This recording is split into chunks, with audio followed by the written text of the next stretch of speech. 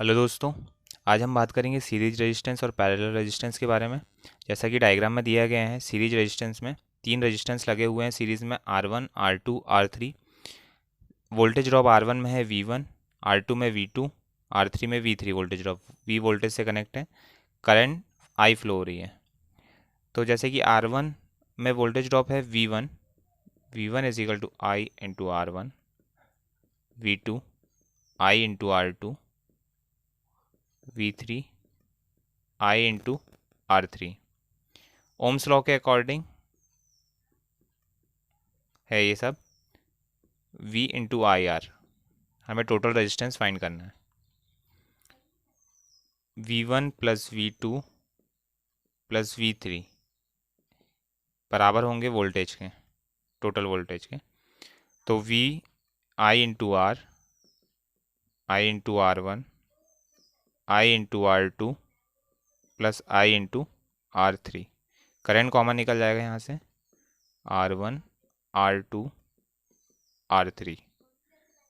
Current से current cancel, तो ये हमें सीरीज रेजिस्टेंस का फॉर्मूला मिल जाएगा, R1, R2, R3। अब हमें इस प्रोसेस में कुछ पॉइंट मिलते हैं जो कि बहुत ही इम्पोर्टेंट होते हैं हमारे लिए। जैसा कि सीरीज़ में वोल्टेज डिफरेंट होगा, वोल्टेज डिफरेंट होगा। दूसरा पॉइंट है वोल्टेज डिफरेंट है लेकिन करंट सेम होगा, करंट सेम फ्लो होगा।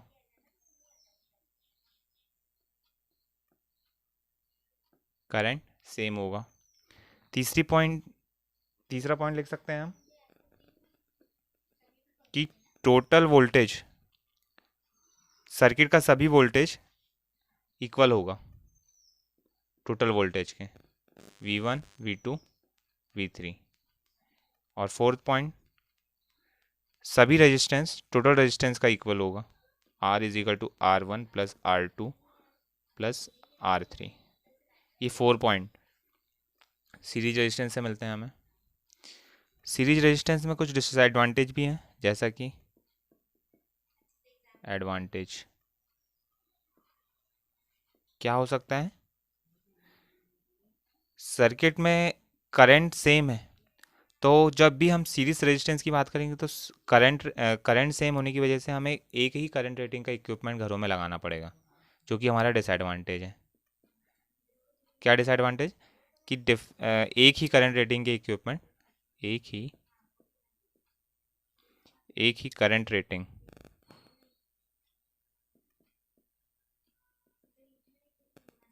के इक्विपमेंट लगाने होंगे, इक्विपमेंट लगाना होगा।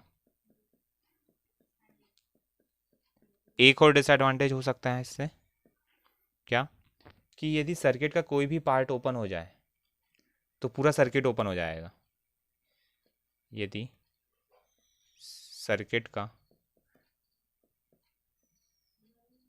कोई भी पार्ट, कोई भी रेजिस्टेंस या पार्ट ओपन हो जाए तो पूरा सर्किट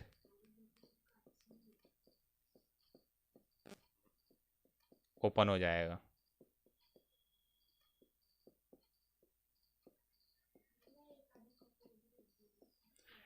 ठीक है दोस्तों, ये था series resistance. Next topic, parallel resistance.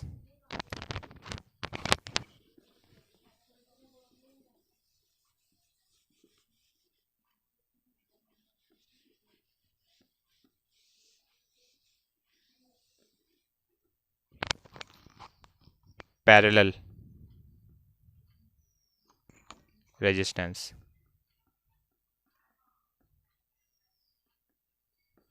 इसका डायग्राम बना लेते हैं हम।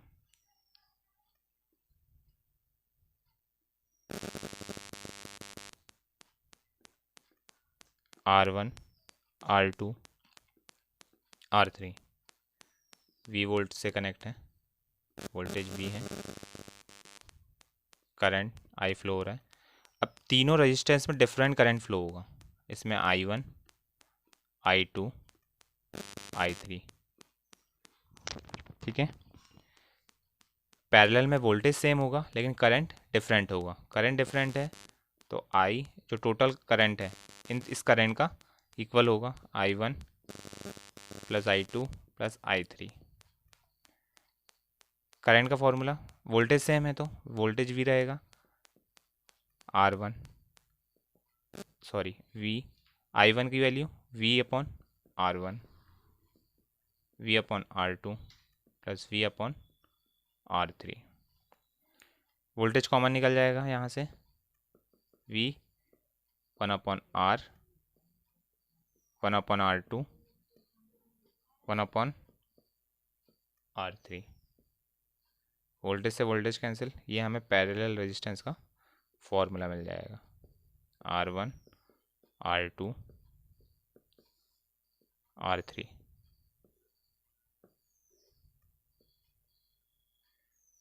ठीक है दोस्तों, अब पैरेलल रेजिस्टेंस के ऊपर कुछ बेसिक पॉइंट है, जैसे कि सीरीज़ में वोल्टेज डिफरेंट था लेकिन पैरेलल में वोल्टेज सेम होगा, वोल्टेज सेम। सीरीज़ में करंट सेम था, करंट डिफरेंट था लेकिन पैरेलल में करंट डिफरेंट होगा। सीरीज़ में करंट सेम था, पैरेलल में करंट डिफरेंट होगा, करंट डिफरेंट।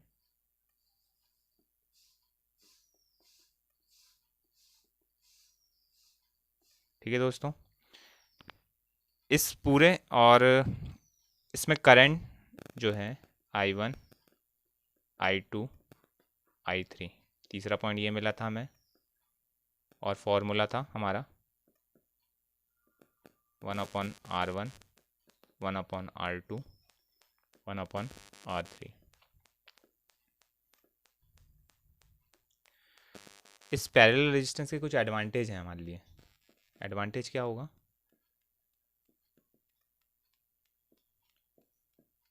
कि यदि सर्किट का कोई भी पार्ट ओपन हो जाए तो जो क्लोज है सर्किट हमारा वो वैसे ही फंक्शन करता रहेगा। सीरीज़ में ऐसा नहीं था, पैरेलल में क्या है कि यदि सर्किट का कोई भी पार्ट ओपन हो जाए तो जो क्लोज है वो सर्किट वैसे ही फंक्शन करता रहेगा जैसा कर रहा था। यदि सर्किट का कोई भी पार्ट ओपन हो जाए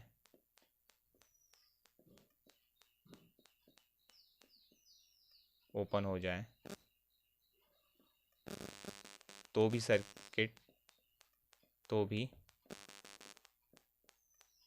सर्किट फंक्शन करेगा।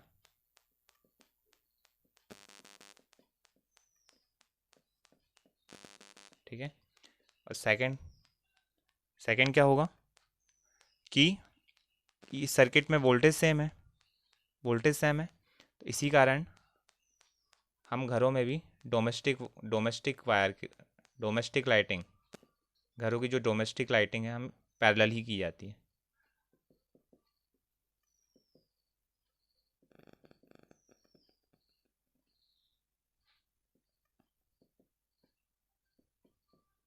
पैरेलल की जाती है,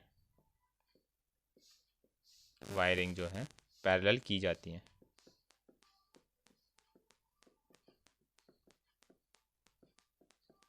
ठीक है दोस्तों,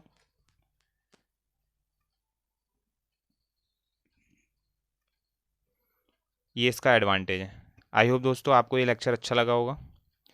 नेक्स्ट वीडियो हम बात करेंगे नेक्स्ट टॉपिक से। सो आज के लिए थैंक यू वेरी मच।